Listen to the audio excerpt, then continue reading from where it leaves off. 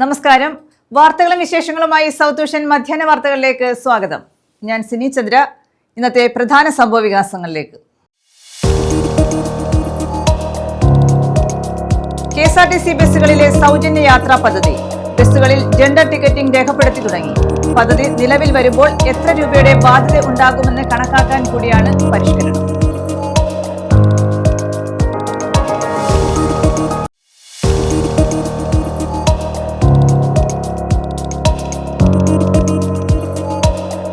എറണാകുളം ജംഗ്ഷനിൽ യാർഡിൽ ട്രാക്ക് നവീകരണം. ട്രെയിൻ സർവീസുകളിൽ താൽക്കാലിക ക്രമീകരണം ഒരുക്കി റെയിൽവേ. ചില ട്രെയിനുകൾ കോട്ടയം വഴി തിരിച്ചുവിടും.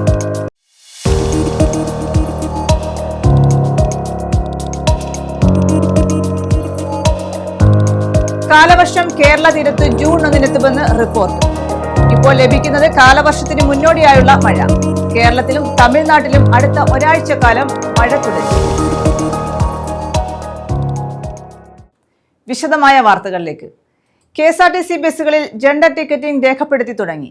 സ്ത്രീ, പുരുഷൻ, ട്രാൻസ്ജെൻഡർ എന്നിങ്ങനെ പ്രത്യേകം അടയാളപ്പെടുത്തിയാണ് ടിക്കറ്റ് നൽകുന്നത്. സൗജന്യ യാത്രാ പദ്ധതി നിലവിൽ വരുമ്പോൾ എത്ര രൂപയുടെ ബാധ്യത ഉണ്ടാകുമെന്ന് കണക്കാക്കാൻ കൂടിയാണ് പരിഷ്കരണം. സ്റ്റേജ് അടിച്ചിട്ട് മെയിലാണോ ഫീമെയിൽ ആണോ എന്നുള്ള സെലക്ഷൻ കൊടുത്തിട്ട് മാത്രമേ ടിക്കറ്റ് എടുത്തുള്ളൂ. ആ ഒരു ഡിഫറൻസേ ഉള്ളൂ. അല്പം ടൈം കൺസ്യൂം ചെയ്യും. നേരത്തേക്കാൾ അല്പം ടൈം എടുക്കുന്നുണ്ട്. UDF സർക്കാർ സംസ്ഥാനത്ത് ഭരണത്തിലെത്തിയാൽ സ്ത്രീകൾക്ക് സൗജന്യ യാത്ര അനുവദിക്കുമെന്ന് പ്രഖ്യാപിച്ച സാഹചര്യത്തിലാണ് KSRTC സ്ത്രീ പുരുഷ യാത്രക്കാരുടെ കണക്കെടുക്കുന്നത്. ഇലക്ട്രോണിക് ടിക്കറ്റിംഗ് മെഷീനുകൾ വഴി ടിക്കറ്റ് നൽകുമ്പോൾ ചെയ്യേണ്ട ഈ മാറ്റങ്ങൾ ETM സോഫ്റ്റ്വെയറിൽ വരുത്തിയിട്ടുണ്ട്.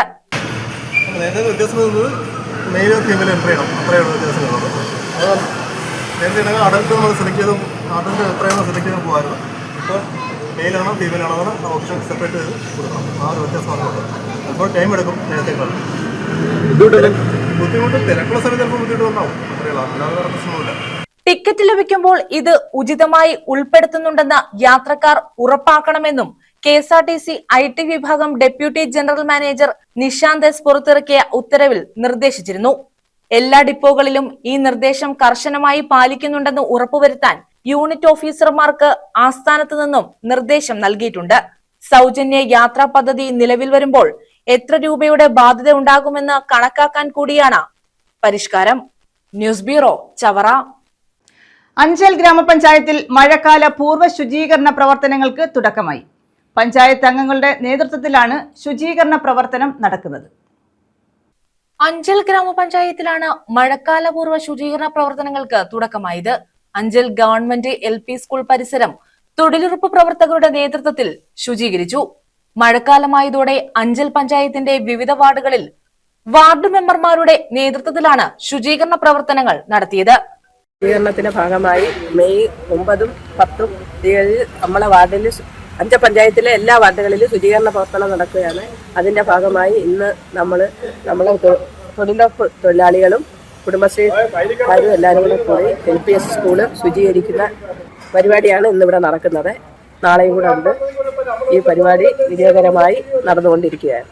മഴക്കാല രോഗങ്ങൾ പടരാതിരിക്കാൻ വേണ്ടി പഞ്ചായത്തിലെ വീടുകളും പരിസരവും വൃത്തിയായി സൂക്ഷിക്കണമെന്ന് പഞ്ചായത്ത് ജാഗ്രതാ നിർദ്ദേശം നൽകിയിട്ടുണ്ട്. News bureau, Anchal. കാണാതായ യുവാവിനെ കായലിൽ മരിച്ച നിലയിൽ കണ്ടെത്തി. കുണ്ടറ പടപ്പക്കര കുമ്പളം സ്വദേശി ജിനേഷ് ആണ് മരിച്ചത്.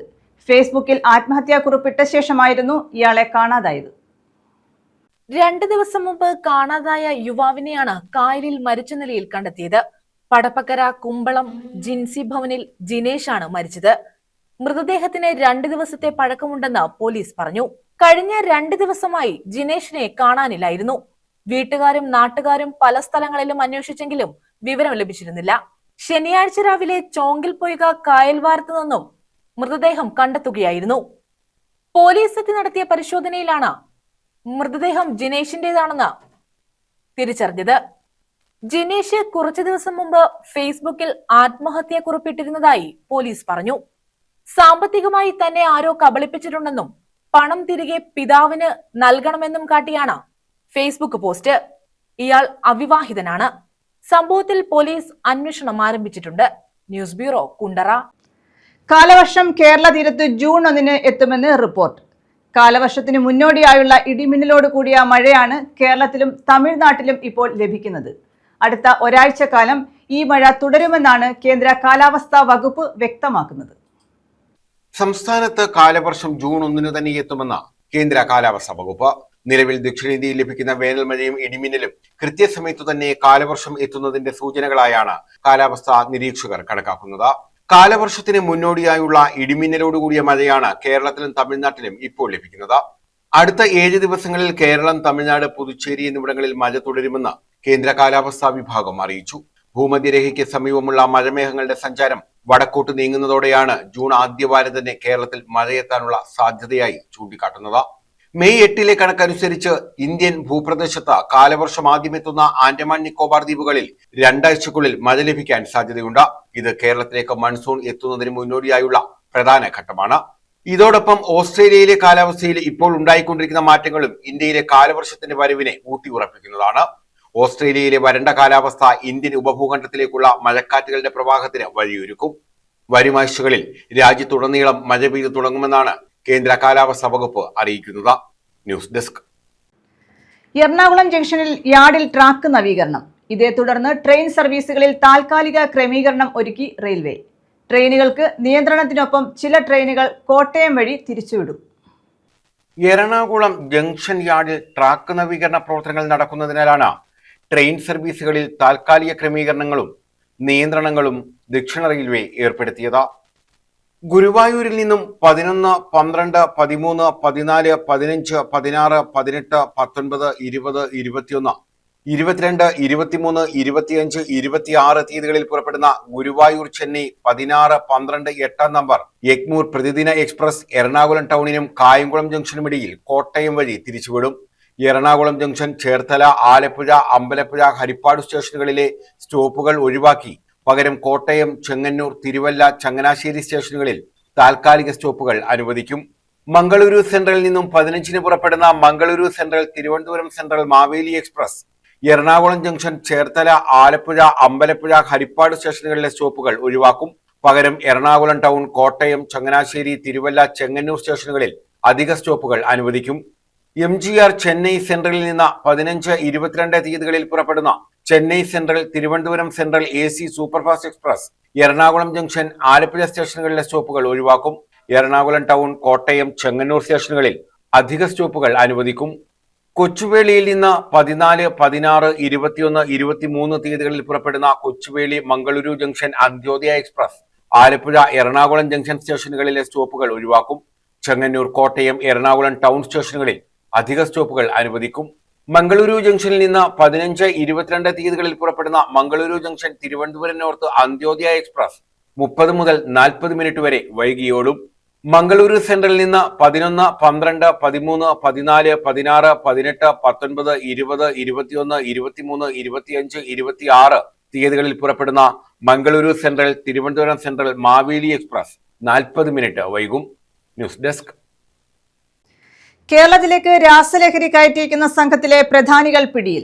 കൊല്ലം മുണ്ടയ്ക്കൽ സ്വദേശി അദ്വൈത, കണ്ണൂർ പറശ്ശിനിക്കടവ് സ്വദേശി മുഹമ്മദ് സിജാഹ് എന്നിവരാണ് ശാസ്താംകോട്ട പോലീസിന്റെ പിടിയിലായത്. കഴിഞ്ഞ ഫെബ്രുവരിയിൽ ശാസ്താംകോട്ട ICS ജംഗ്ഷനിൽ നിന്നും MDMA പിടികൂടിയ സംഭവത്തിൽ നടത്തിയ അന്വേഷണത്തിലാണ് ഇരുവരെയും ബംഗളൂരുവിൽ നിന്നും പിടികൂടിയത്. കേരളത്തിലേക്ക് MDMA ഉൾപ്പെടെയുള്ള രാസലഹരികൾ കയറ്റി അയക്കുന്ന സംഘത്തിലെ പ്രധാനികളെയാണ് ശാസ്താംകോട്ട പോലീസ് അറസ്റ്റ് ചെയ്തത്. ഫെബ്രുവരിയിൽ 23 ഗ്രാം MDMAയുമായി ICS ജംഗ്ഷനിൽ നിന്നും യുവതിയെ പിടികൂടിയിരുന്നു. ഈ കേസിൽ 2ാം പ്രതിയായ ഷംനാദിനെ പോലീസ് കസ്റ്റഡിയിൽ വാങ്ങി ബംഗളൂരുവിൽ തെളിവെടുപ്പിന് കൊണ്ടുപോയപ്പോൾ ഷംനാദിന് MDMA കൈമാറിയ സംഘത്തിലെ 3 പേരെ പിടികൂടിയിരുന്നു. പിടികൂടിയവരിൽ 2 പേർ കൊല്ലം കരുനാഗപ്പള്ളി സ്വദേശികളും ഒരാൾ കർണാടക ഷിമോഗ സ്വദേശിയുമായിരുന്നു. ഈ പ്രതികളെ കസ്റ്റഡിയിൽ വാങ്ങി നടത്തിയ അന്വേഷണത്തിലാണ് കേരളത്തിലേക്ക് വൻതോതിൽ ലഹരിമരുന്ന് കയറ്റി അയക്കുന്ന സംഘത്തിലെ അംഗങ്ങൾ പിടിയിലായത്.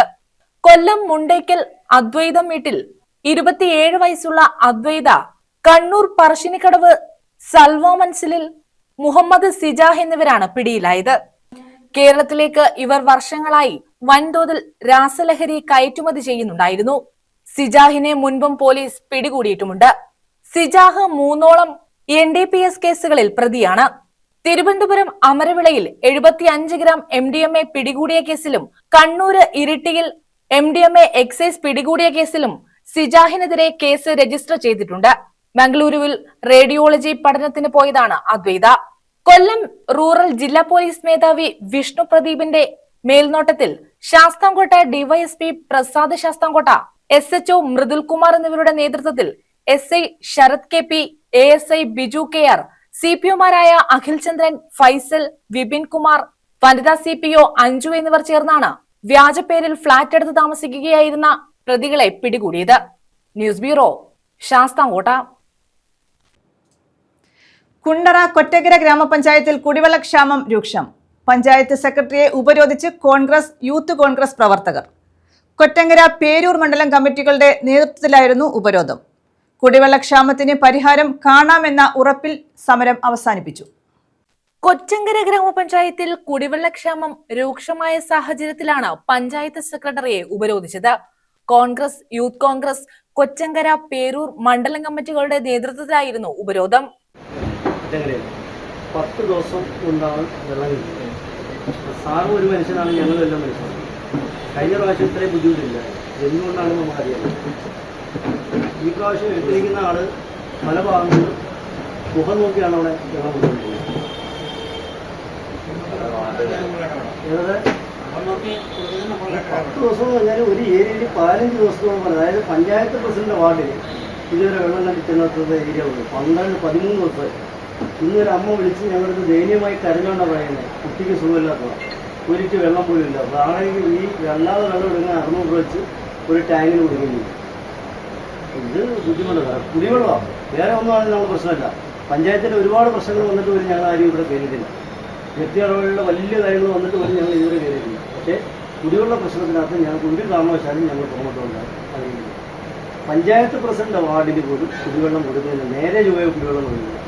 അതുകൊണ്ട് തന്നെ റിസൾട്ട് വന്നതിന് ശേഷം ഇന്ന് വരെ കുടിവെള്ളം കൊടുക്കുന്നില്ല. ഇന്ന് കൊടുക്കുന്നെങ്കിൽ മനഃപൂർവ്വമാണ് ഞങ്ങൾക്ക്. വിനോദ് കോണിൽ, നിസാർ പാലവിള, സുമേഷ് ദാസ്, ഐശ്വര്യ, ഷാൻ മുട്ടയ്ക്കാവ്, അനീസ്, അസീസ്, ഷാനവാസ്, ജയൻ, ആനന്ദ്, ഷെരീഖ്, ഷെഹിൻ റഫീഖ് എന്നിവർ നേതൃത്വം നൽകി. കുടിവെള്ളക്ഷാമം പരിഹരിക്കാമെന്ന ഉറപ്പിന്മേൽ ഉപരോധ സമരം അവസാനിപ്പിച്ചു. News bureau, Kundara. ആലപ്പുഴ ജില്ലയിൽ വെസ്റ്റ് നൈൽ പനി സ്ഥിരീകരിച്ചു. കഞ്ഞിക്കുഴി സ്വദേശിയായ 65-കാരിക്കാണ് രോഗം സ്ഥിരീകരിച്ചത്. ഇവർ നിലവിൽ ആലപ്പുഴ മെഡിക്കൽ കോളേജിൽ ചികിത്സയിലാണ്. രോഗം സ്ഥിരീകരിച്ചതോടെ ആരോഗ്യ വകുപ്പ് ജാഗ്രതാ നിർദ്ദേശം പുറത്തിറക്കി. ആലപ്പുഴ ജില്ലയിലാണ് വെസ്റ്റ് നൈൽ പനി സ്ഥിരീകരിച്ചത്. കഞ്ഞിക്കുഴി സ്വദേശിയായ 65-കാരിക്കാണ് രോഗം സ്ഥിരീകരിച്ചത്. നിലവിൽ ആലപ്പുഴ മെഡിക്കൽ കോളേജിൽ ചികിത്സയിലാണ്. ഈ വർഷം ആദ്യമായാണ് ജില്ലയിൽ വെസ്റ്റ് നൈൽ പനി സ്ഥിരീകരിക്കുന്നത്. ക്യൂലെക്സ് കൊതുകുകൾ പരത്തുന്ന വൈറസ് രോഗമാണ് വെസ്റ്റ് നൈൽ പനി. ദേശാടന പക്ഷികളിൽ കാണുന്ന ഫ്ലാവി വൈറസ് ആണ് കൊതുകുകടിയിലൂടെ മനുഷ്യരിലേക്ക് എത്തുന്നത്. വെസ്റ്റ് നൈൽ രോഗം സ്ഥിരീകരിച്ചതോടെ ആരോഗ്യവകുപ്പ് ജാഗ്രതാ നിർദ്ദേശം പുറത്തിറക്കി. കൊതുകുകൾ പരത്തുന്ന രോഗമായതിനാൽ രോഗപ്രതിരോധത്തിന് കൊതുക് നിവാരണവും ഉറവിട നശീകരണവും പ്രധാനമാണെന്നും ജില്ലാ മെഡിക്കൽ ഓഫീസർ അറിയിച്ചു. ശുദ്ധജലത്തിലും വെള്ളം കെട്ടിക്കിടക്കുന്ന ഇടങ്ങളിലും ക്യൂലെക്സ് കൊതുക് മുട്ടയിട്ട് പെരുകും. വീടും പരിസരവും വൃത്തിയായി സൂക്ഷിക്കുകയും വെള്ളം കെട്ടിനിൽക്കാതെ ശ്രദ്ധിക്കുകയും വേണം. പനിയോ മറ്റ് രോഗലക്ഷണങ്ങളോ ഉണ്ടെങ്കിൽ ഉടൻ ചികിത്സ തേടണം. തലവേദന, പനി, പേശിവേദന, തലചുറ്റൽ, ഓർമ്മ നഷ്ടപ്പെടൽ എന്നിവയാണ് രോഗലക്ഷണങ്ങൾ. എന്നാൽ രോഗബാധയുണ്ടായ ഭൂരിഭാഗം പേരിലും രോഗലക്ഷണങ്ങൾ പ്രകടമാകാറില്ല. ചിലർക്ക് പനി, തലവേദന, ഛർദി, ചൊറിച്ചിൽ തുടങ്ങിയ ലക്ഷണങ്ങൾ കാണാം. ഈ ലക്ഷണങ്ങൾ കണ്ടാൽ ചികിത്സ തേടണമെന്ന് ആരോഗ്യവകുപ്പ് അറിയിച്ചു. News bureau, Alappuzha. മുഖ്യമന്ത്രിക്കായി അവകാശവാദം ഉന്നയിച്ച് കരുനാഗപ്പള്ളിയിലും പോസ്റ്റർ. കരുനാഗപ്പള്ളി കോൺഗ്രസ് കൂട്ടായ്മയുടെ പേരിൽ VD സതീശൻ അനുകൂല പോസ്റ്ററും ഒപ്പം KC വേണുഗോപാലിന് അഭിവാദ്യം അർപ്പിച്ചും പോസ്റ്റർ ഉയർന്നിട്ടുണ്ട്. കരുനാഗപ്പള്ളി നഗരസഭയ്ക്ക് മുന്നിലാണ് പോസ്റ്ററുകൾ പ്രത്യക്ഷപ്പെട്ടത്. കരുനാഗപ്പള്ളി നഗരസഭയ്ക്ക് മുന്നിലാണ് ഇരു പോസ്റ്ററുകളും പ്രത്യക്ഷപ്പെട്ടത്. VD സതീശനും KC വേണുഗോപാലിനും അഭിവാദ്യം അർപ്പിക്കുന്ന രീതിയിലാണ് പോസ്റ്റർ. പട നയിച്ചവൻ നാട് നയിക്കട്ടെ, നിലപാടുകളുടെ ജനനായകന് അഭിവാദ്യങ്ങൾ എന്ന പേരിൽ കോൺഗ്രസ് കൂട്ടായ്മ കരുനാഗപ്പള്ളിയാണ് പോസ്റ്റർ സ്ഥാപിച്ചത്. എന്നാൽ KC വേണുഗോപാലിന്റെ പോസ്റ്ററിൽ പേരില്ല. മറിച്ച് ഹരിത MLA-മാരുടെ പേര് പറഞ്ഞ് ഉമ്മൻചാണ്ടിയെ ചതിച്ചവർ മാറി നിൽക്കട്ടെ, ചേർത്തു നിർത്തുന്നവർ നയിക്കട്ടെ എന്ന പേരിലാണ് KCയുടെ പോസ്റ്റർ ഉയർന്നത്. സംസ്ഥാനത്ത് മുഖ്യമന്ത്രി ചർച്ച ചൂടുപിടിക്കുന്നതിനിടെയാണ് പലയിടങ്ങളിലും ഇത്തരത്തിൽ പോസ്റ്ററുകൾ പ്രത്യക്ഷപ്പെട്ടു തുടങ്ങിയത്. പലയിടത്തും പ്രകടനവും നടന്നു വരുന്നു. വെള്ളിയാഴ്ച രാവിലെ കരുനാഗപ്പള്ളി നഗരസഭയ്ക്ക് മുന്നിലാണ് ബോർഡുകൾ പ്രത്യക്ഷപ്പെട്ടത്. News bureau, Karunagappally. നിയന്ത്രണം വിട്ട കാർ സ്കൂട്ടറിലിടിച്ച് അപകടം. സ്കൂട്ടർ യാത്രികന് പരിക്ക്. റിട്ടയർഡ് KSRTC ജീവനക്കാരനായ അഞ്ചൽ കുരുവിക്കോണം സ്വദേശി രാജേന്ദ്രനാണ് പരിക്കേറ്റത്. അഞ്ചൽ പുനലൂർ റോഡിൽ അഗസ്ത്യക്കോട് ഗുരുമന്ദിരത്തിന് സമീപമായിരുന്നു അപകടം. നിയന്ത്രണം വിട്ട കാർ സ്കൂട്ടർ യാത്രക്കാരനെ ഇടിച്ചു തെറിപ്പിച്ചു. കൊല്ലം അഞ്ചലിലാണ് സംഭവം. സ്കൂട്ടർ യാത്രക്കാരന് ഗുരുതരമായി പരിക്കേറ്റു. റിട്ടയർഡ് KSRTC ജീവനക്കാരനായ അഞ്ചൽ കുരുവിക്കോണം സ്വദേശി രാജേന്ദ്രനാണ് പരിക്കേറ്റത്. അഞ്ചൽ പുനലൂർ റോഡിൽ അഗസ്ത്യക്കോട് ഗുരുമന്ദിരത്തിന് സമീപം പുലർച്ചെ 5 മണിക്കായിരുന്നു അപകടം. അഞ്ചലിൽ നിന്നും പുനലൂരിലേക്ക് പോയ കാർ കുരുവിക്കോണത്ത് നിന്നും അഞ്ചലിലേക്ക് വന്ന സ്കൂട്ടറിലേക്കാണ് ഇടിച്ചു കയറിയത്. പത്തനാപുരം കറവൂർ സ്വദേശി സഞ്ചരിച്ച കാറാണ് അപകടത്തിൽപ്പെട്ടത്. അപകടത്തിൽ പരിക്കേറ്റ രാജേന്ദ്രനെ സ്വകാര്യ ആശുപത്രിയിലെത്തിച്ച് പ്രാഥമിക ചികിത്സയ്ക്ക് ശേഷം പരിക്ക് ഗുരുതരമായതിനാൽ കൊല്ലത്തെ സ്വകാര്യ മെഡിക്കൽ കോളേജിലേക്ക് മാറ്റി. News bureau, Anchal. അഭയകേന്ദ്രത്തിന്റെ മകൾ ഇനി ജിജിന് സ്വന്തം. കൊല്ലം മയ്യനാട് SS സമിതിയിൽ ജനിച്ചു വളർന്ന ആശമോളുടെ വിവാഹമാണ് സുമനസുകളുടെ സഹായത്തോടെ പടപ്പക്കര സെന്റ് ജോസഫ് ദേവാലയത്തിൽ നടന്നത്. വർഷങ്ങൾക്ക് മുൻപ് SS സമിതിയിൽ എത്തിയ ഭോപ്പാൽ സ്വദേശിനിയായ സ്ത്രീയാണ് ആശമോൾക്ക് ജന്മം നൽകിയത്. വർഷങ്ങൾക്ക് മുമ്പാണ് ഭോപ്പാൽ സ്വദേശിനിയായ മാനസിക നില തകരാറിലായ സ്ത്രീയെ മയ്യനാട് SS സമിതിയിൽ പോലീസ് എത്തിച്ചത്. കൊണ്ടുവരുമ്പോൾ തന്നെ പൂർണ്ണ ഗർഭിണിയായിരുന്നു സ്ത്രീ. ഇവിടെ എത്തി 12-ാം ദിവസം ഒരു പെൺകുഞ്ഞിന് ജന്മം നൽകി. അവൾക്ക് ആശമോൾ എന്ന പേരുമിട്ടു. ആ പെൺകുട്ടിയുടെ ബാല്യകാലവും കൗമാരവും SS സമിതിയിലെ അന്തേവാസികൾക്കൊപ്പമായിരുന്നു. എൻ്റെ സാർവത്രിക സഹോദരി സമിതി എന്ന് പറയുന്ന സ്ഥാപനത്തിൽ അവിടെ ഈ കുഞ്ഞിൻ്റെ അമ്മ വരികയും അതിനുശേഷം ഒരു 12 ദിവസം കഴിഞ്ഞപ്പോൾ പ്രസവിക്കുകയും ചെയ്ത കുട്ടിയാണ്. അപ്പം അവിടെ തന്നെ പ്രസവിച്ച് വളർന്ന കുഞ്ഞാണ്. ഇപ്പോഴവൾ ഒരു സ്കൂളിലെ അധ്യാപികയാണ്. ഗ്രാജുവേഷനൊക്കെ കഴിഞ്ഞു, സന്തോഷമായിട്ടൊക്കെ പോകുന്നു.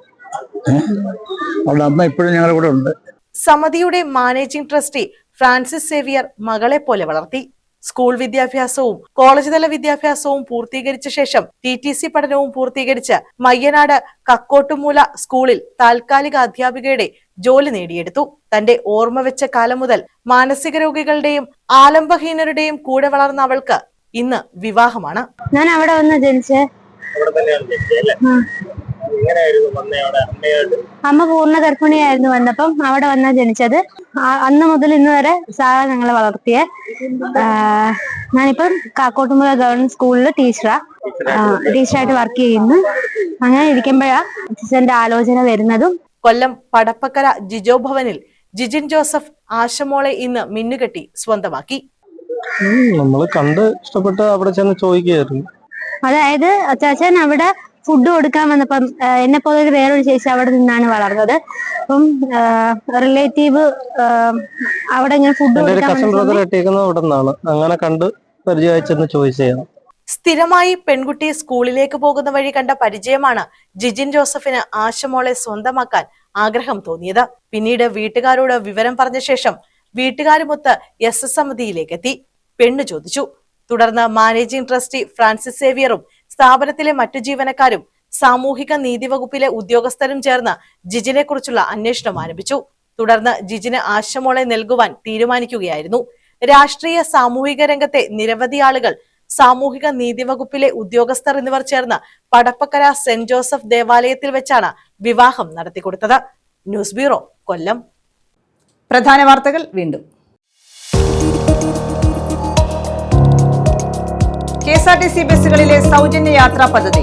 ബസ്സുകളിൽ ജെൻഡർ ടിക്കറ്റിംഗ് രേഖപ്പെടുത്തി തുടങ്ങി. പദ്ധതി നിലവിൽ വരുമ്പോൾ എത്ര രൂപയുടെ ബാധ്യത ഉണ്ടാകുമെന്ന് കണക്കാക്കാൻ കൂടിയാണ് പരിഷ്കരണം.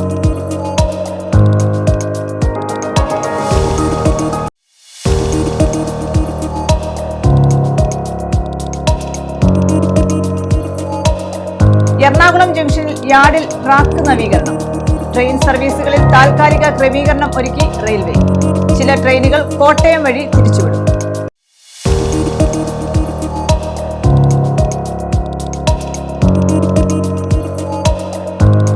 കാലവർഷം കേരള തീരത്ത് ജൂൺ 1-നെത്തുമെന്ന് റിപ്പോർട്ട്. ഇപ്പോൾ ലഭിക്കുന്നത് കാലവർഷത്തിന് മുന്നോടിയായുള്ള മഴ. കേരളത്തിലും തമിഴ്നാട്ടിലും അടുത്ത ഒരാഴ്ചക്കാലം മഴ തുടരും. ഈ വാർത്താ ബുള്ളറ്റിൻ പൂർണ്ണമാകുന്നു. നമസ്കാരം.